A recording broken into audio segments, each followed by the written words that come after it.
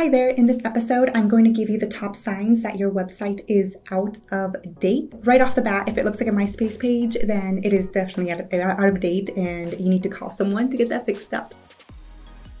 I will also be giving you signs that you can use to audit your site, really look over it and see if it needs a little bit of a facelift. My name is Yasmin Robles and I am the owner of Robles Designs, where we create drill-worthy websites and brands for entrepreneurs who are hell-bent on taking over the world.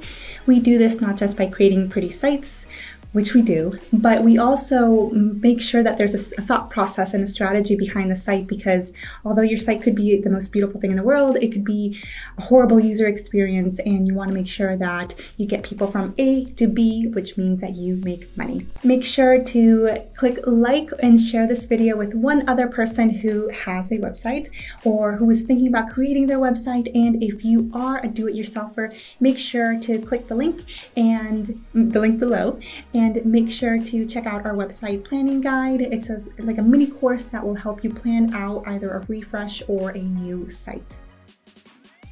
So one of the first signs, and I think it's the easiest one to update, is just looking at the copy on your site and making sure that it is up to date. Make sure that your contact information, your location, all that information is up to date, but also look at the way your headlines are formatted, the services that you are displaying on there. Is the hierarchy appropriate still? So for example, if service A was your go-to 3 years ago, is it still your go-to? Because if not, you might have to rework the copy so that service B is now the one that's being more prominently displayed and talked about on your site. So look through the copy, make sure that if you're the kind of brand that uses some kind of slang, that it is not the slang that's going to make you look really out of date. You might want to update it unless dad jokes or something like that is part of your brand that you want it to look like it's out of date. So make sure that everything is brand appropriate in terms of the copy. Another sign that your site is a bit out of date is the photography. Make sure that you are looking at, especially the bios, headshots, make sure those are the most accurate and just represent your brand the best. So if it was a headshot from 5 years ago, maybe it's time to update that a little bit. Or if you have drastically changed, so maybe it's a year ago, but you're not cutting your hair short anymore, it's now longer or purple. Make sure you're keeping those updated, because you want it to be an accurate representation of you. Make sure to update bios and to update any photography. So if for some reason you have a person as a stock image, or a photo of you on your laptop, and it's one of like the older laptops that you possibly don't even have anymore, or in a flip phone on your image on your website, that you're updating that, because I don't know anyone who still has a flip phone except my kids, because I don't trust them with newer phones. But you really want to make sure that the photography, the stock photos, everything is looking updated and just fresh and not like it was created 5 years ago. The next thing you want to look at is sidebars. So back in the day, the sidebars were typically, honestly, they were still really for blog format sites, but some people still use them on like the regular pages. So for example, the home page or a service page would have a sidebar with more information. And you can watch some of the other videos that I talk about for strategy on a web page, but sidebars, it's a sign that your site is really out of date, because it distracts from the main purpose. So let's say it's your homepage and you have a sidebar on your homepage. It's just unless you are a blogger, it's horribly distracting, because you're having multiple call to actions on one side, and then you have your main content on the other side, and it just doesn't make you look as professional.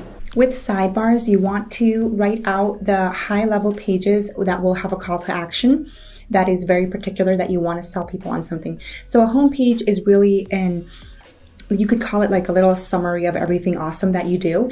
And that one will have multiple call to actions already. So it could have your services outlined, it could have some testimonials, a brief bio about you, and a read more link.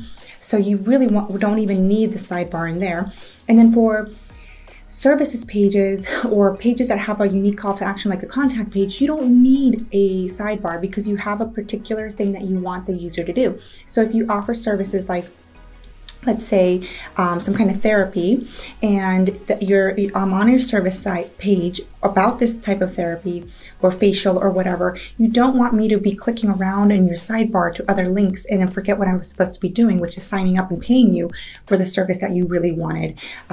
So make sure that sidebars are exclusively really just for blog pages. It just really dates a website when they have sidebars on all their pages. Along that note, another sign that your site is just out of date is not having full width pages or content, and going back to the photography, not having photos that are full width. So right now you want to make the best use of the real estate that's on your website, and this means that you shouldn't really have the columns at either end. You should really use that for the full width of your site for a specific purpose. Websites that I built earlier, we all had just a specific width, no content really went above it, and we still kind of do. So for example, for large monitors, the content's probably not going to be blown up edge to edge, but monitors have gotten pretty good now where you don't necessarily have to stick to like 1100 wide. You can go a little wider, and then also for full width images, they can expand. So make sure that your site doesn't feel like it's stuck in this one little column when everybody else is utilizing the extra space. Full width images are also really what is working right now, and if your images are just stuck right there in the center, without going to the full edge of the browser, sometimes it can detract from your image. And if you paid for branded images and you can't even really utilize it and see the beauty of it, then it's just, again, another sign that your site is out of date. Another way that you can know that your site is really out of date is it not being responsive and not having a mobile friendly version. And so what all you have to do is really bring up your site on your phone, and if it looks literally like you took your desktop, right? You took your desktop version of the site and you just shrunk it down and put it on the phone, your site is way out of date. You want to make sure that your site is reorganizing itself once it's going into mobile. So it's not like it's just going to shrink down and be the exact same thing. That's not what you want. What you want is for the site to reorganize all the elements, all the headlines and the photos and all that. You want it to be reorganized into a phone format, a tablet format, and a desktop, and maybe even a large desktop. So you would have phone, tablet, laptop, desktop. And when all of these screen sizes, you want it to look natural and like it was built out for that size, not like it was literally like, let me just shrink this down to the smallest bit. So if your site looks like it was just shrunken down, if the text is looking way too small to read, then it's definitely time to upgrade your site and get a mobile friendly.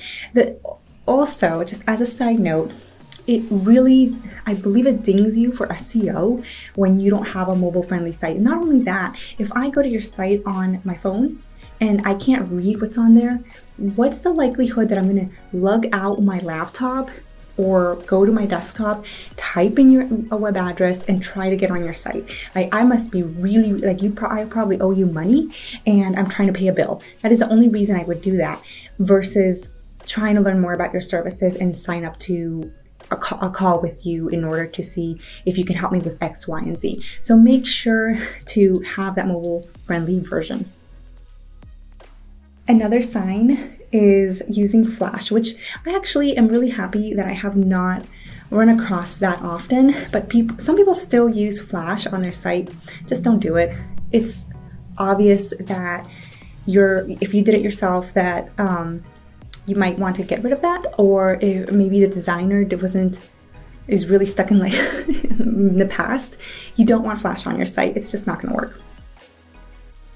And the last sign that your site is out of date, and I actually see this a lot, where the text is on an image, and I don't mean just text over an image. I mean literally, if I were to download that image, it would be an image of text that you typed up and download it as a JPEG and then put it on your site. That is a no-no for for websites. So you really need to make sure that if there's an image as a background, and then the website, let's say you are on Squarespace, the headline is actually typed in over the image, and you can easily go back. Like if you can go into your site and edit that text, that's the correct way to do it. But if I can actually download the image with the text already in it, it's horrible for your site. Not only because it could get pixelated, but because if that image does not load properly, your user will not be able to read what's on it. If you found this information useful, make sure to give me a like and to share this video with one other person who might need a little bit of prodding. If their site looks like a MySpace page, or like they built it a couple years ago and they haven't really updated, you might want to just share the link to this video, nudge them a little bit, and kind of tell them, hey, there's a chance that your site might need a little bit of a refresh. Here's a quick list of things that you could audit your site with. But to recap, copy, make sure that, and this is really the easiest thing that you could do to update your site, make sure that contact information is all updated, that the services you're offering, all copy text that's on your site is updated. Make sure that the photos on your site, especially if they are of you or your team, that they are updated. Bios are updated. Make sure that photos that you've used, whether they're stock images or branded images just maybe taken a while back, that they're updated. And if there's anything that might trigger people to say, oh, this was obviously taken years ago because that phone is super out of date. And people will notice that. So you want to make sure those are updated as well. And just making sure that you're using full width, use the full width of your site. Don't really restrict yourself for with edge to edge. Make sure that you're not really using sidebars anymore unless you are on a blog page. And even I would really only utilize the blog, the sidebars on an actual blog post page versus the archive page. Make sure that you have a mobile-friendly version, because if your site looks exactly like I just reduced it down and put it on a mobile site, that's not working. Make sure you don't use Flash, and make sure that you are not using text, actual embedded text on an image that you want it to be. So if you can go on your site and edit the text that's overlaid on an image, that's perfect. If you can't do that, you have to upload a new image with the new text, then you're not doing it right. So again, thanks so much for watching this video. Let me know in the comments if there is one of these things that you are actually working on updating on your site, and I will catch you in the next video.